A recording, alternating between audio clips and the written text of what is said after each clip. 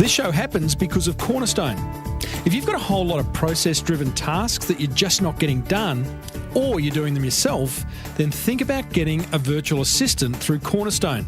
You can book a discovery call with owner David Warren now on 02 9083 6689. And we are also made possible thanks to the Key Person of Influence program, whose New York Times bestseller will show you how to perfect your pitch, get your book written, create a product ecosystem that you will love, raise your profile, and partner with high performers. Get a free hard copy delivered to your door over at keypersonofinfluence.com/Timbo.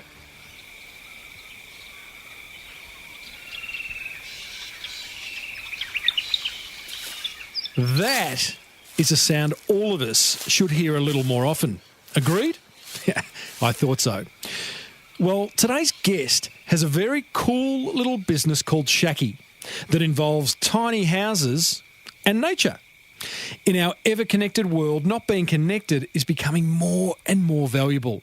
He calls it JOMO, the joy of missing out. You won't want to miss this one. Well, I said, welcome to a small business marketing show where successful small business owners share their souls to take your marketing straight to the lead. Now, here's your host, Mr. Timbo Reid. And welcome back to the Small Business Big Marketing Show. I am your host, Timbo Reid. You, so much more importantly, are a motivated business owner, or at least I hope you are, ready to crank out some great marketing to build that beautiful business of yours into the empire it deserves to be. If it's your first time round, a big Small Business Big Marketing welcome. If it's your 352nd time round, love your work. Thanks for sticking around for so long. Big show today. Joep Pennartz is our guest. He's the creator of these very cool tiny houses called Shackies. He joins us to talk not only about the joy of missing out, but also about how he managed to get a whole lot of people to buy in to this amazing business dream that he had. I share another low-cost marketing idea in that popular segment, What Have You Got to Lose? Today's idea, it's going to reveal a simple way to get customer feedback. I share 3 things I learned from an event I went to on the weekend, and I announce the next outsourcing tour to the Philippines. Woo-hoo! And finally, we go back into the Small Business Big Marketing vault, revisiting a popular episode with my old mates and speaking coaches, Zara and Troy from Humour Australia. Told you it was a big show. As per usual, team, there is marketing GOLD dripping from the ceiling over here at the Small Business Big Marketing's HQ. So let's get stuck right in.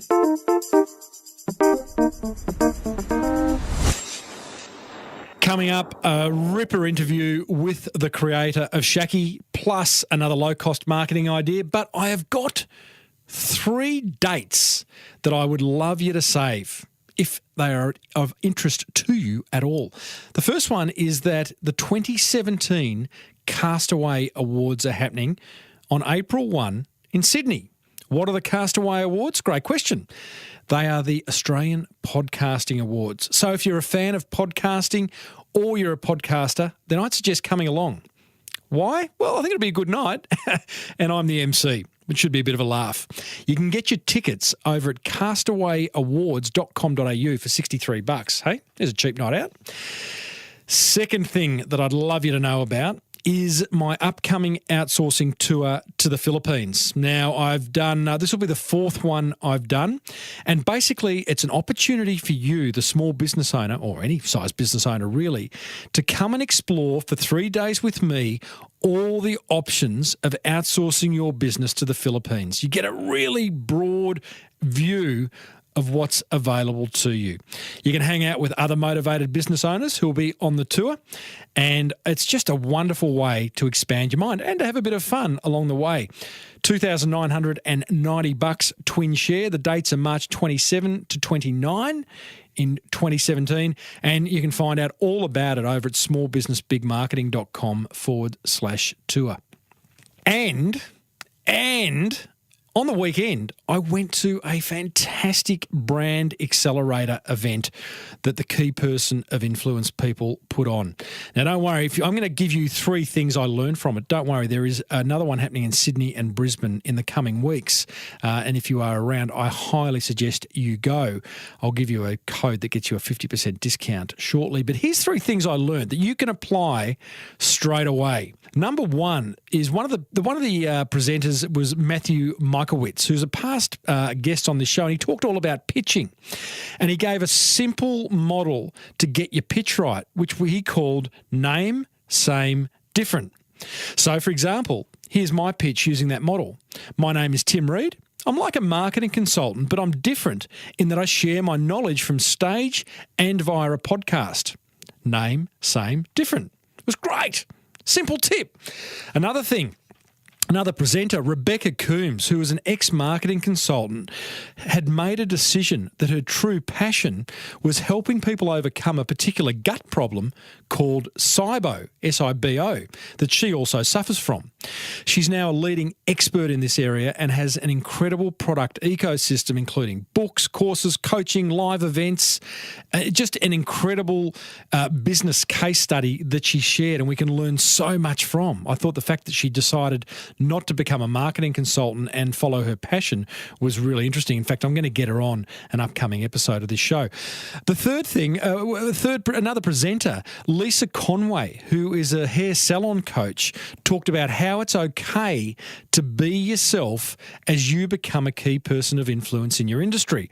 Spoken a lot on this show about creating marketing content that requires you maybe to be in front of the camera or the microphone or whatever it is. And sometimes we freak out about trying to be someone we're not when we do that. Lisa spoke at length about the power of being yourself. So there are 3 things I learned. If you want to go to an upcoming Key Person of Influence event, I strongly suggest you do. Sydney, February 25, 2017, and in Brisbane on March 11. And if you go to smallbusinessbigmarketing.com/KPI, you will get a 50% discount off the ticketed price, which makes them either $57 or $117, depending on which one you choose. There you go. 3 dates to save.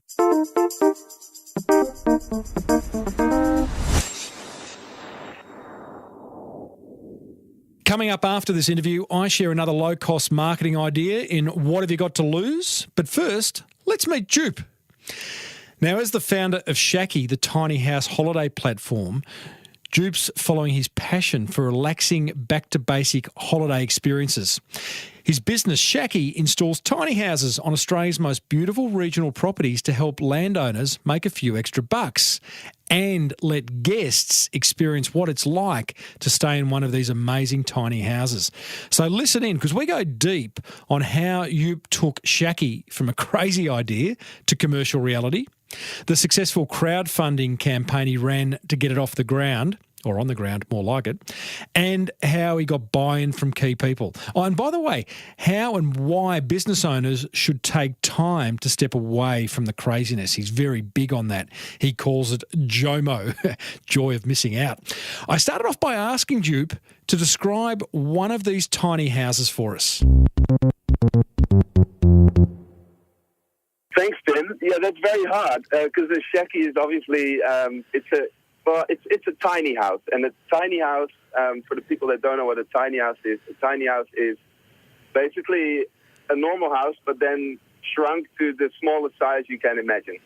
So our tiny houses are about 7 meters long and 2.5 meters wide, and have everything that you would expect in a normal house, like a front deck, a bedroom, and the shower and the toilet. It hasn't got a men's shed. No, it's not a men's shed. No, but they're beautifully designed. So you've got your bedroom, living room. You've got an outdoor toilet, shower. Highly designed. And are they literally like? I know you can't lift them up physically, but do you just kind of maneuver them and drop them on a property somewhere? Is that what you do with them? Is that the idea? Yeah, so they've been specifically designed by our fantastic architect to be used as short-term accommodations. So we built them in our factory near Melbourne, put them on the back of a truck, drive them to a property in regional Australia, a beautiful winery or a farm or any beautiful regional property, and we lift it off the truck and put it right in its spot, and then it's ready to be rented out to any short-term visitor, like a tourist that comes through Airbnb or through our own platform. So the idea really is that they are mobile. Yeah, they're completely mobile. So they're not on wheels, but they are completely mobile. It's not. I don't imagine it would be an easy feat to actually move one. What, you've got to get a flatbed truck and a crane, or how do you do it? We just transport them with a crane truck. So it's basically a flatbed truck that has a little crane on it. The whole Shacky only weighs about 2 tons. So it's very light. Amazing. And fully self-contained in the sense of, like, elephant in the room question, where does the poo go? Good question. I love talking about this because I've done it a lot lately. What, poo? Talking about the number twos, yeah. So the solid waste from that you put into the toilet is being contained in the toilet, and it's being composted in there. And the liquid waste goes straight through the toilet and gets filtered out into the soil. And the sort of cartridge that's inside the toilet needs cleaning emptying about every 1.5 to 3 months, depending on how often it's being used. And when it needs emptying, you just take the cartridge out, put a new one in, and leave the full cartridge in the sun for about 3 months until all the waste is composted. You put it next to a tree and you can use the cartridge again. So it's a very clean process. What about water for shower and drinking and cooking? Is there a water tank? No, so there's no water tank. That's the only connection that we still have to the grid, because the Shacky is that small that collecting water off the roof would not work, especially not in most regions in Australia, because there's just not enough rainfall. So we could not collect the water off the roof. So there's completely a plumbed-in system, and it just needs connection to a water source, whether that's town water or tank water or anything else that's available on the property. Yeah, gotcha. Okay. But the good thing is that electricity, for example, is completely self-sufficient in its power supply. So there's solar panels on the roof, and they power a battery, and the battery then powers the LEDs and the little fans that we use in the Shacky. And even if it would rain for 5 days straight, there would still be enough power in the battery to have all the lights working and all that. We use so little energy. It's only 12 volt inside the Shacky, and we have very, very good LEDs, very energy efficient materials that we use, and therefore we hardly need any power to still have a comfortable experience for guests that stay in the Shacky. I want to talk about the business model behind it. I want to talk about the crowdfunding. I want to talk about the joy of missing out, which is, I know, high on your list of why you do this. But where did the idea for Shacky come from? So as you might have heard, I'm Dutch from my terrible accent.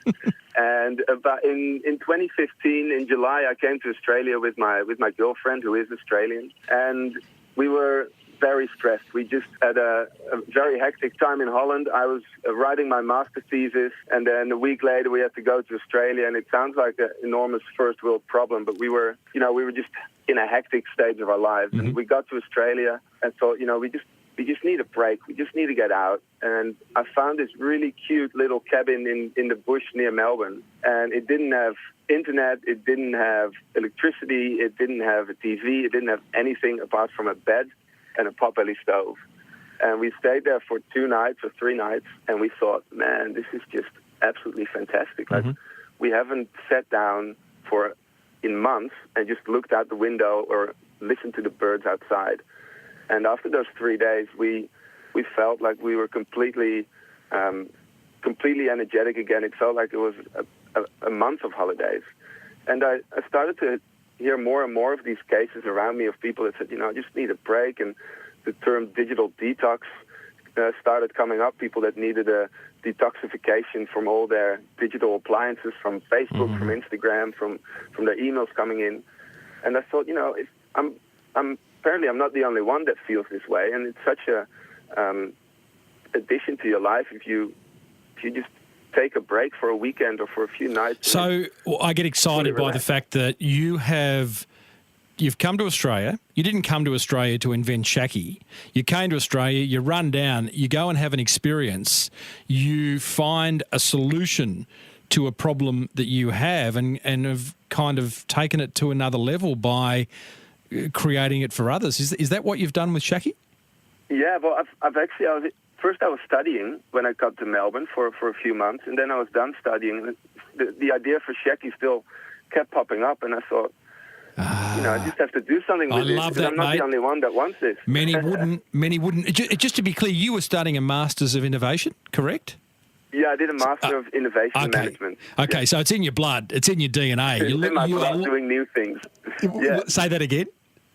Doing new things is in my blood, I guess. Yeah. Okay, so you're looking for that next big idea. And I find it fascinating that, it just kept popping up into the forefront of your mind, right? And you've kind of like the itch became so, I'm going to say not troublesome, but you had to scratch it.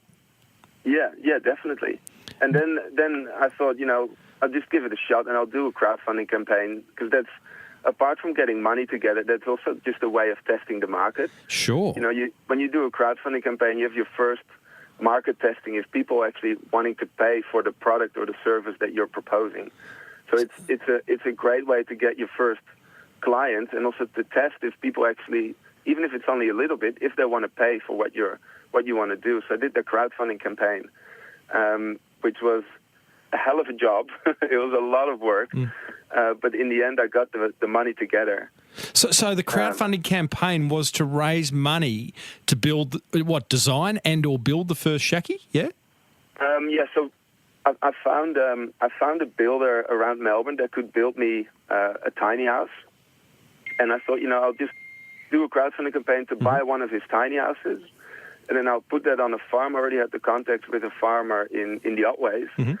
We put the tiny house on that farm and just start renting it out and see what will happen. So so you did that. You raised $25,000 on a crowdfunding campaign. We had a really interesting discussion only about 4 weeks ago on the show with a fellow Scott Kilmartin who did a crowdfunding. Yeah, I listened to that episode. Oh, there you go. Grace, the vintage ice cream truck. So he also found it a tough thing to do, mainly because he used the wrong platform. What was tough about raising the $25,000 for you? Well, I think I completely underestimated a crowdfunding campaign. I thought, I love this idea. All the people around me love it. If I put my crowdfunding up I used Possible, which was an amazing experience. If I put it up on Possible, the money will just come flowing in. And I had a bit of bad timing with some interviews. I got amazing exposure in The Age right before the crowdfunding, but the article came out 2 weeks too early. And I got so many responses from people. The subscriptions to my newsletter exploded, but there was no crowdfunding platform where people could pledge yet. And 2 weeks later, the hype had gone away, and I emailed all the people again, and I think about 1% of that email list responded with a pledge. So that was bad timing. And can I just talk about that timing? Because I saw that article in The Age, and we've spoken a lot about, both above the line and below the line earned media coverage. One article in The Age, and you explode your email list, and you get a whole lot of awareness created. Just out of interest, how did you get that article? I used a bit of an unorthodox way by just looking at every journalist that had ever written about tiny houses or about regional tourism in Australia. And I read their articles and then wrote them a personal email saying, hey, Brilliant. I read your article, this and this. I really liked it. I'm doing this. I think it would be interesting for you to write about. Please call me on this phone number. Jude, that's hardly unorthodox, mate. That is like textbook stuff. Well, but I heard from all my PR advisors or that I met over the last year, you have to just send a bulk email to 1,000 email addresses with a press release. But like mate, you're hanging with the wrong crowd. That I did.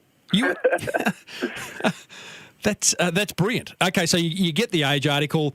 That ran 2 weeks too early. You then run the crowdfunding campaign. You'd lost the momentum. It's amazing how quickly momentum passes, right? Especially on social media. Because I had about 100 likes on Facebook, I think, when I started, which were mostly friends in Holland. Yeah, right.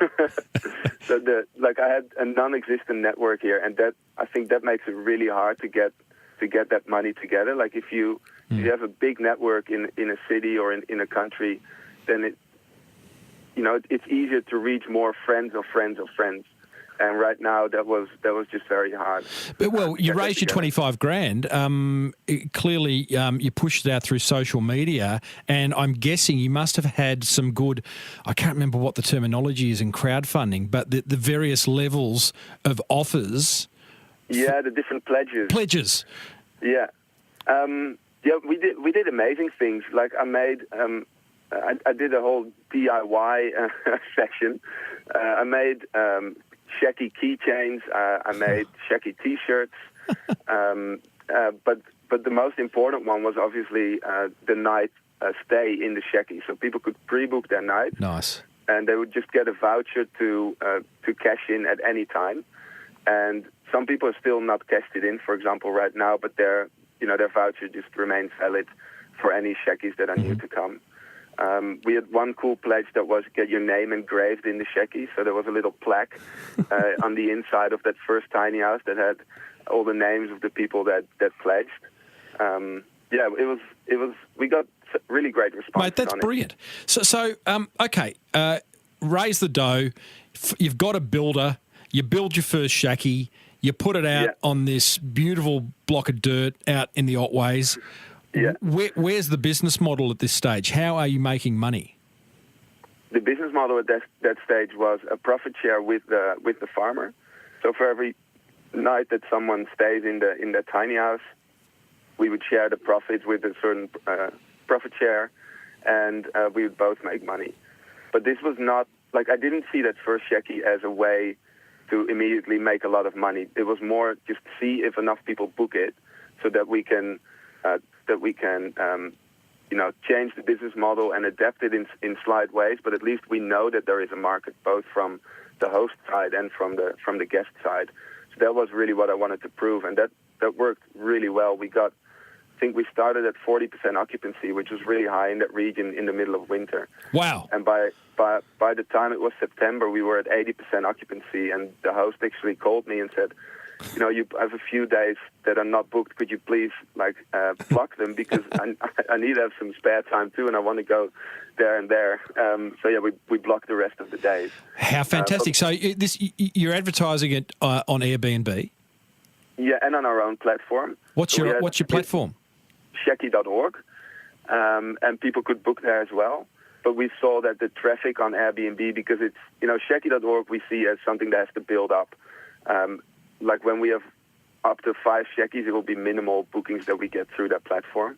But as soon as we get more and more Shackies out there, you start creating that brand, and people will come back to Shacky to stay in a Shacky. Whilst in the beginning, you want to get new visitors in that have never heard about Shacky, but that do go on Airbnb or on stays to book their holiday and come across a Shacky and think, wow, that looks amazing. Let's go there. So, for example, what happened on Airbnb is that I got a call from a friend, and he said, Joep, how much did you pay for that Airbnb ad? And I said, well, I have no idea what you're talking about. I haven't spoken to Airbnb at all. He said, well, you're all over Facebook in the Airbnb ads. And apparently Airbnb had used our Shacky as a way to advertise Airbnb in Australia. No way. That obviously boosted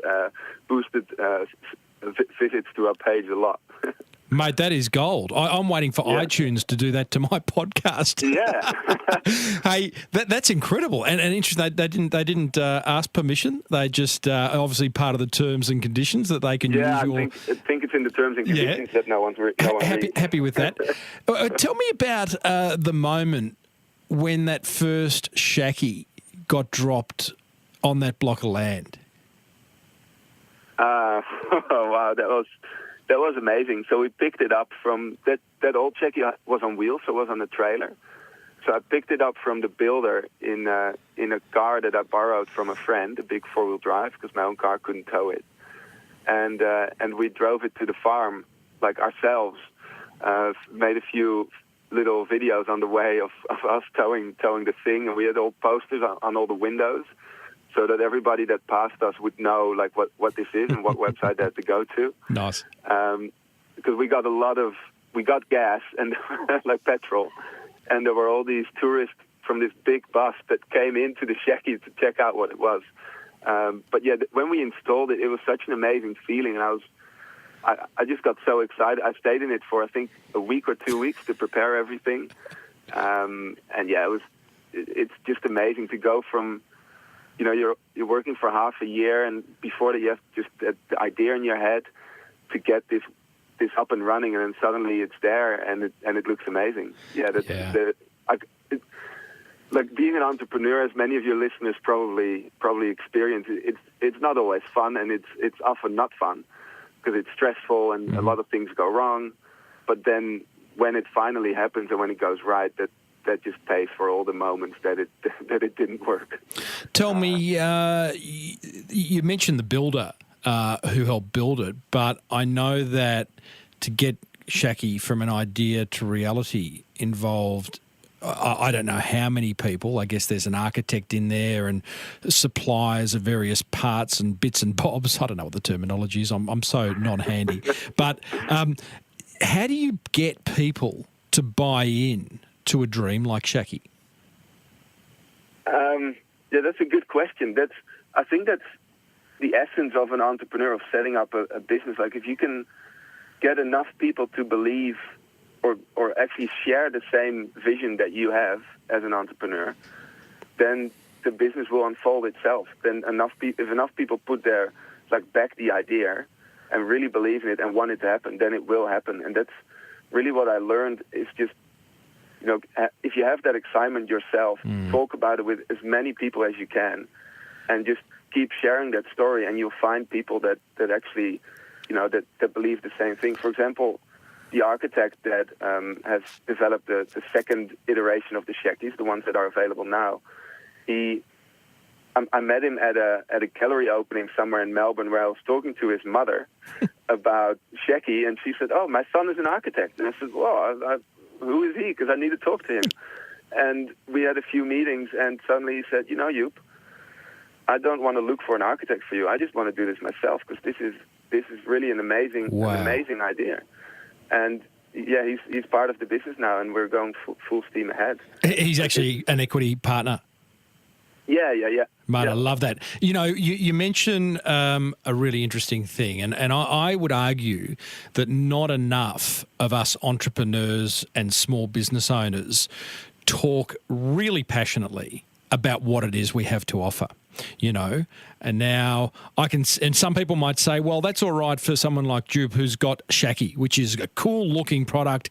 Anyone who looks at it's going to go, that's unreal. How could you not be excited about it? But there is something about when you hear a business owner talk about Shacky, when you hear a business owner talk about their business, it's an opportunity for them to really engage with a potential customer. And I don't think enough get excited.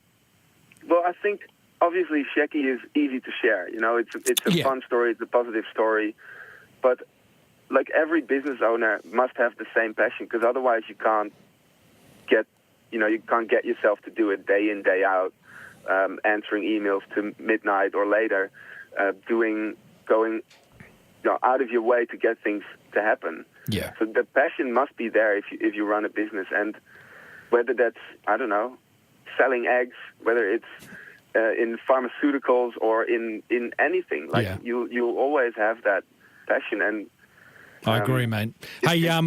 Listeners, I'm talking to Joep. He is the creator of Shacky. Check it out at shacky.org. Now, Joep, and I know I'm saying your name wrong. It's Joep, right? It's Joep, yeah. I get it wrong.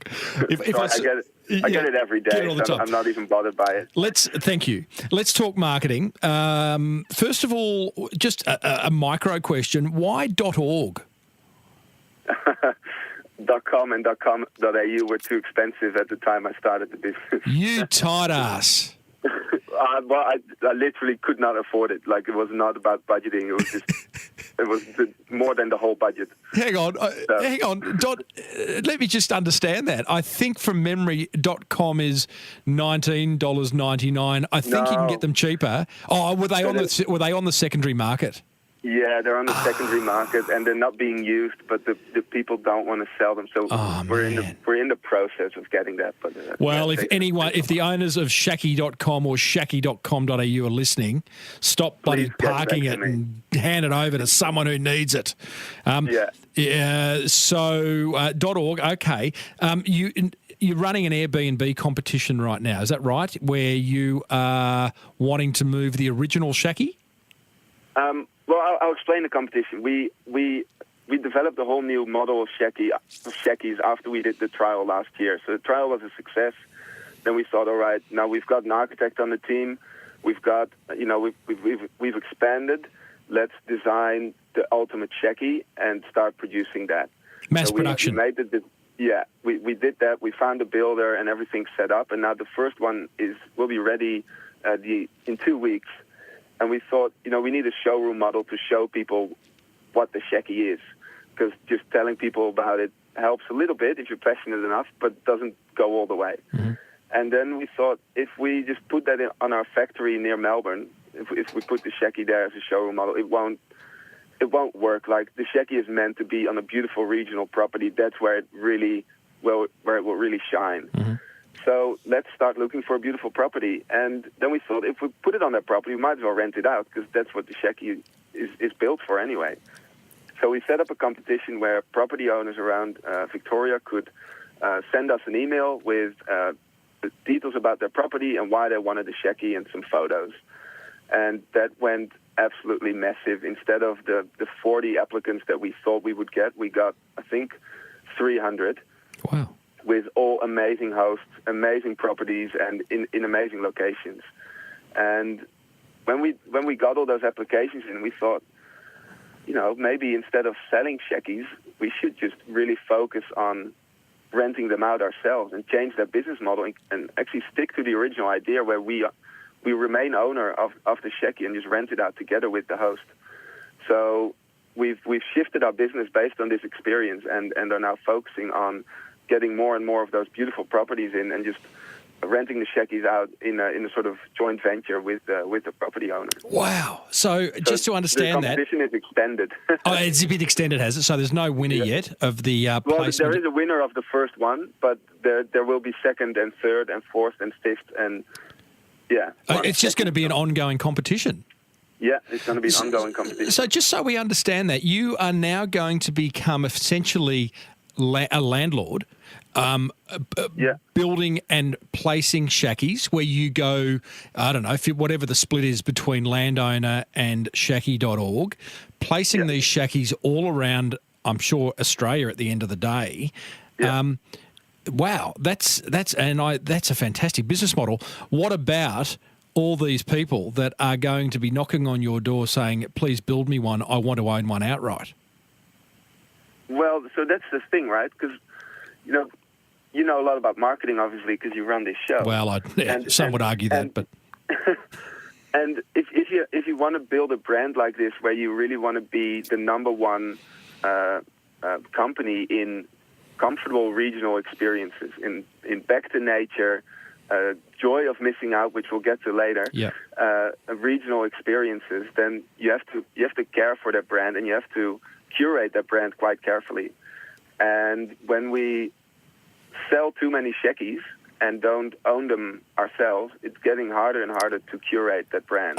So this is about managing the brand, because the last thing you want to see is a Shacky on a crook bit of land out the back of, I won't name any suburbs because I'll get into trouble because one of my listeners will be living in it, covered in graffiti, uncared for, that toilet filter remaining unwashed after months. You don't want to see that. No, exactly. And once you get one of a bad review like that out on Facebook, it's going to be really hard to get back from that and to show people, no, listen, this was a mistake. This is our brand. How do you, I love it. I love it as a business model. I can't help but think at some point someone's going to come along with a really large checkbook and you'll go, I just build one. And then there'll be like 20 later, you're building them nonstop. How do you stop someone from... I mean, I'm sure you can protect the design of a Shacky, but can you protect the idea? I'd like to say yes. Yeah. Well, I think, like the design is obviously protected, and the name is protected and all that. But like anybody could start a business like Shacky and call it Shocky and have a different sort of design. You know, it's I don't think that's the core of the business as such. So the core just is, one is tick, Joep. Hey, fellas, protect, go and register shocky.org. Sorry, Joep, I'm back. I'd like to see them try. No, but I don't think that's the essence of the business is the team behind it, and if this team works as well as I see it working, then it will be very hard to take that over. And of course, we have to move quick and build out that brand as quick as possible and get the right brand equity behind us. But then, you can't trust on just intellectual property rights and things like that. Like, you can patent everything, and people might change it a little bit and do exactly the same. Like, if you just rely on patents, you sort of become lazy. And I think it's more of an old way of protecting a business. Like big corporations, Love they it, always mate. believe that their patents will protect them from new businesses. But you see that now, like, it doesn't work like that. There's all these new platforms that just come up and revolutionize everything. So what you're adhering to is the old saying, people can copy what we do but not who we are. So, there's going to be other tiny houses come to the market competing with Shacky. You're going to do it. You're going to continue to do it the best. Yeah, love it. Exactly. Love it. Hey, Joep, let's talk something very close to my heart, mate. I hadn't heard the acronym before.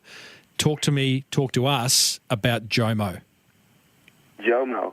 All right. Well, JOMO stands for the joy of missing out. So one of the reasons why I started Shacky is really, taking some time off to relax and taking some time to really listen to the birds and look out the window, have a really intense conversation with the people you're with, like actually listen to them.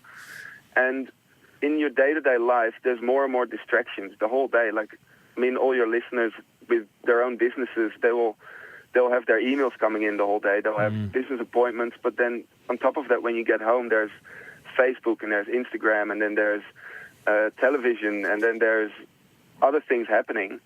And less and less time is actually really meant for yourself. Like, really just to be in the moment by yourself. And I might sound way too old now for a 26-year-old Dutchman, but like, I forget it too, and I just continue and continue and continue, and at some point you burn yourself out, and you lose your creativity, you lose your problem-solving abilities. And to get back to JOMO, the joy of missing out is a moment where you don't have internet connection, where there's no television, where there is basically nothing apart from yourself and, in the case of Shacky, beautiful environment. Love it. And that then, instead of the fear of missing out that you don't see all the Facebook updates, it's the joy of missing out that you don't see all the Facebook updates. Because you actually, after 2 nights being in that place, hopefully a Shacky, you actually, like, you literally feel like you've been on a holiday for 2 weeks. Wouldn't it be cool if you could put some little black box inside a Shacky that played havoc with your mobile signal, your internet signal? So just in case people thought, I'll just use my personal hotspot or, sit on the outdoor we've been looking at that. You are you?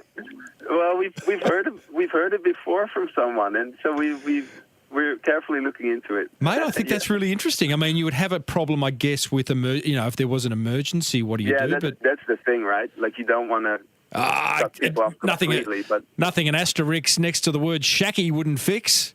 A disclaimer, so to speak. Mate, I love that. I think, I listened to an interview with the founder of a great brand in Patagonia, which I'm sure you probably are a fan of, the outdoor brand. And, he talks a lot about, he didn't mention JOMO as the joy of missing out, but he talks a lot about, getting back to nature and living a more wholesome life. I mean, I came into the studio today on the train and I counted the people in the carriage, and 90% of them, which is a bit weird, I got a few strange looks, but 90%, 95% just staring down that phone, that screen of the phone, or, completely disengaged with the world around them. And I applaud you, mate, for creating a business that actually goes some way I think to it's one of the things, like with Shacky, what I had in mind is, how do you, thinking back to innovation, like I really believe in a sustainable form of innovation, to use innovation to make our world better, more sustainable. But if you think about that, it often becomes a sort of teaching model, tell people what to do. And I really don't like that, because people should make their own decisions. Yeah. But I think with Shacky, what we're trying to do is create a very positive experience. And hopefully at the end of the stay, people will think to themselves, do I actually need that third car, or do I need that big flat screen television? Do I really want to be on Facebook the whole day? And it's completely up to them whether they change something or not. But I think by giving people a positive experience with a more sustainable way of living, it will actually become their own decision to live in a more sustainable way. And that's the result we or at least I hope we're going towards. I love your work.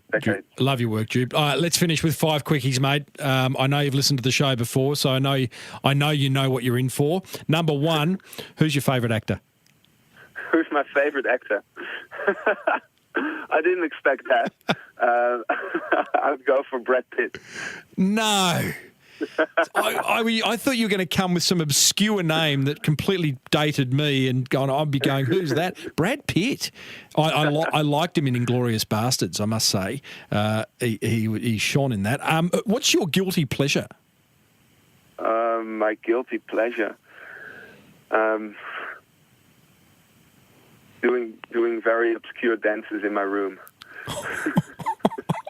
Yeah? Tell me more. Yeah. Well, that's about all I want to say about it. What are you wearing during these dances? No. Question 3. What do you avoid at all costs? What do I avoid at all costs? Oh, man. I try to avoid failure at all costs, but it never works. Mm-hmm. So I avoid at all costs doing nothing and feeling like you're stuck. Like I want things to be moving and changing. Right. So yeah. Kind of goes against the whole philosophy of Shacky, really. You should be lying on a hammock out the front of one of your Shackies. Well, but that could be a change in itself. There you go. Yeah. I knew you'd have an answer for that. Here's a question close to my heart. Do you care how your dishwasher is stacked? Not at all. Oh, shoot. Goodness me, you're not one of these blokes who puts the bowls where the glasses should go and forks with knives, and I don't even want to know. What scares the hell out of you? What scares the hell out of me? Yeah, if bad things are not changing and no one does anything. Yeah, right. God, there's a can of worms. Mate, I love what you're doing. I want every listener who's within geographical range to go to shacky.org or to go to Airbnb and rent go one. to shacky.org. Go to shacky.org. The first one will be online. Will be ready to book in just a few weeks. And then number 2 to number 20 will hopefully come out in the next year. And if there's anybody interested to help us to get to number 20, because obviously we need a bit of investment, then they should also contact us. Love your work, mate. Thanks for making the world just that little bit better. All right. Thank you so much, Tim.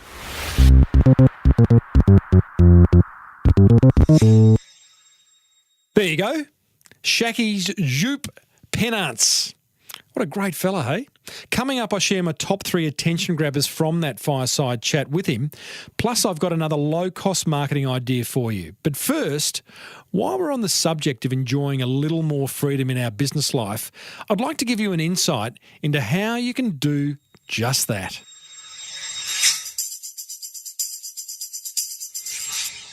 Do you find yourself spending way too much time working in your business?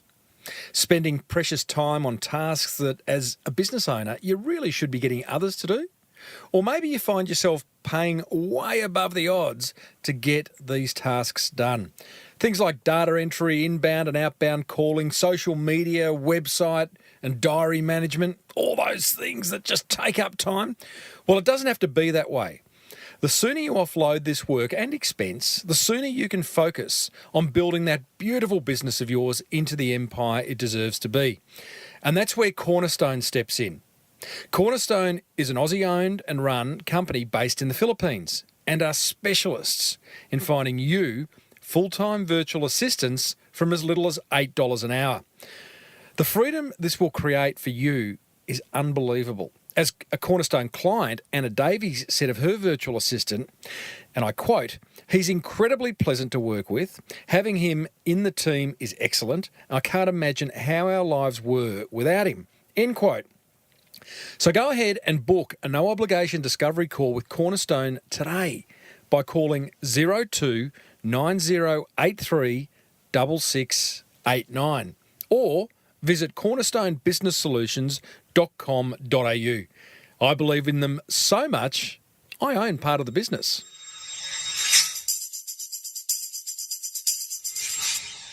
Okay, top 3 attention grabbers thanks to the Key Person of Influence program and Cornerstone.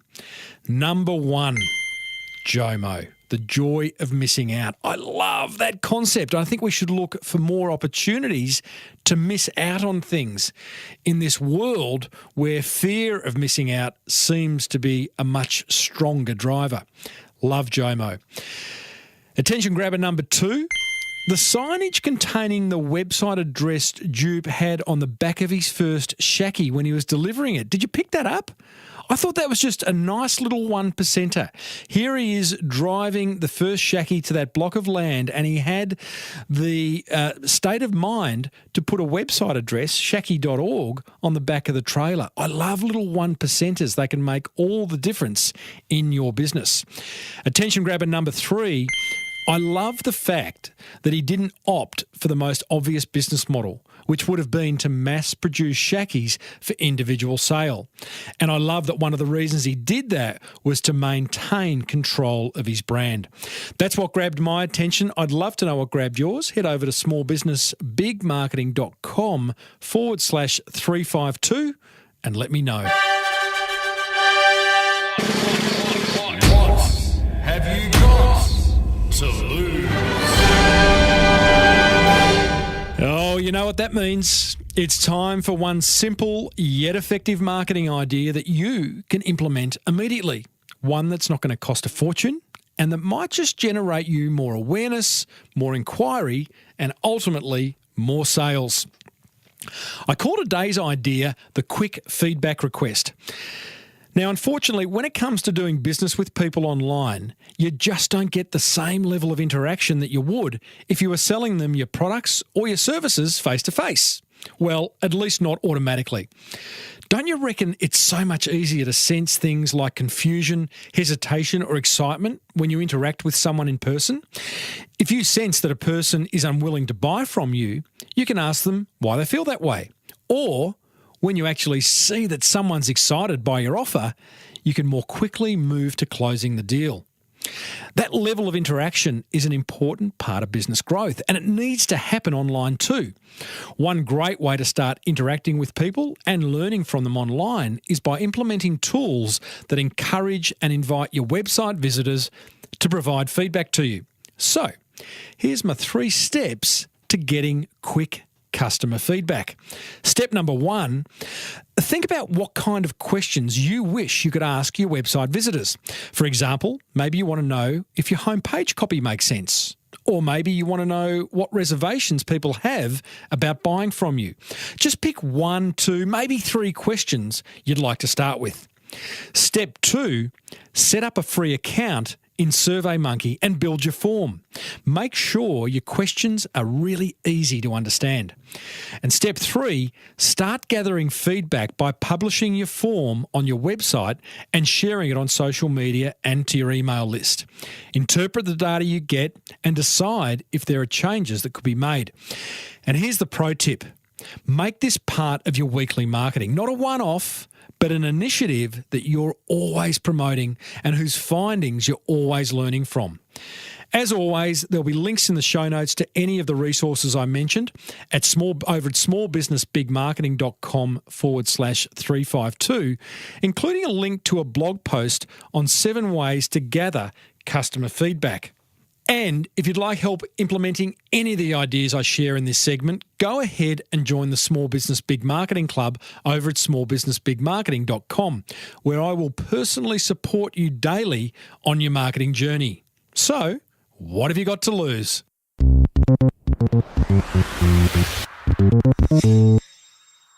Well, that almost wraps up another episode of the Small Business Big Marketing Show. Hope you enjoyed it.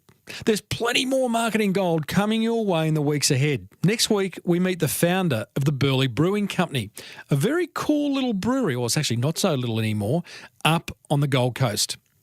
Hey, do you remember that interview I did with humour experts Zara and Troy from Humour Australia? Here's Zara sharing a little bit of a wisdom. The happier we can make ourselves, the more pleasant we are to be around anyway. You know, people want to do business with people they like.